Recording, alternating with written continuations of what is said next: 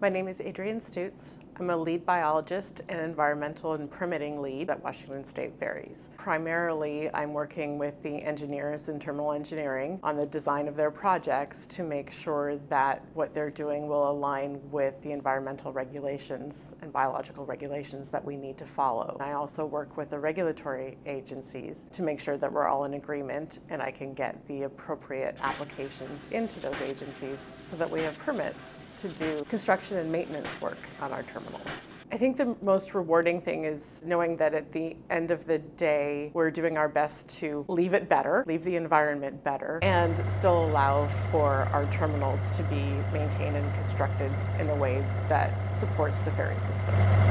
When we do impact the environment, we need to mitigate for it. Finding opportunities for mitigation can be challenging. Can we clean up a beach? Can we remove creosote or concrete from a beach? Outside of work, travel and getting outside, hiking, spending time with my family. When we do travel, it's usually to beaches, scouring the beach at low tide, tide pooling. That's the kind of thing we really enjoy doing.